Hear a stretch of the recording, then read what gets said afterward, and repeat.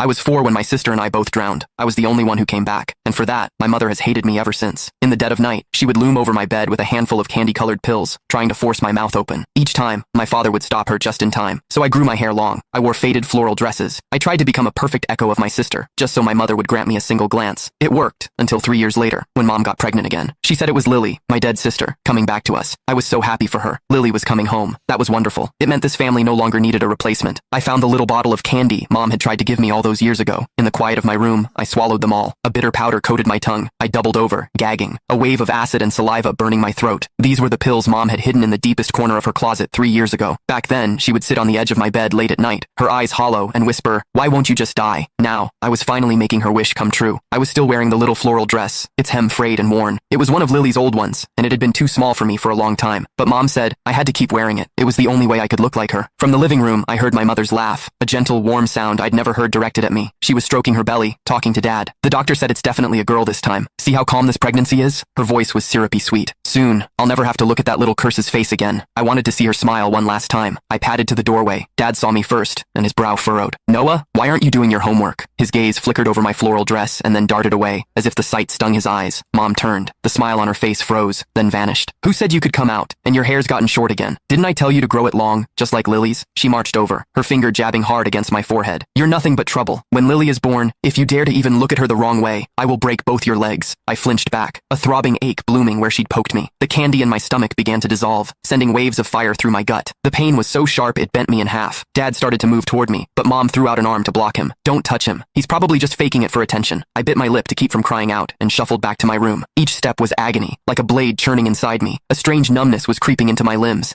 and my hand trembled as I gripped the doorframe. I collapsed onto my bed, my body beginning to twitch uncontrollably. The door creaked open. It was Dad, holding a glass of warm water. He set it on my nightstand and hesitated for a long moment. "Noah," he finally said, "your mother, she's not herself with the pregnancy. Try not to take it to heart." I tried to shake my head but could only manage a weak groan. His face began to blur, splitting into two. Dad sighed, a heavy, defeated sound. He just pulled the blanket over me. "Get some sleep. You'll feel better tomorrow." He closed the door on his way out, plunging the room into silence. I reached under my pillow and pulled out the old rag doll. It had been Lily's favorite. The fabric was worn smooth and shiny from my constant care. Mom said it was Lily's, and I had to protect it. The last time a kid at school tried to take it, I fought tooth and nail, letting him beat me until I got it back. My vision grew hazy, a dark fog creeping in from the edges. I hugged the doll tight against my chest and closed my eyes. "Mom, Lily's coming back. You won't have to suffer looking at this replacement anymore. It's better this way." Slowly, the pain faded away. I felt weightless, like a dandelion seed caught on the wind, floating gently toward the ceiling. From up here, I could see the small body on the bed clearly.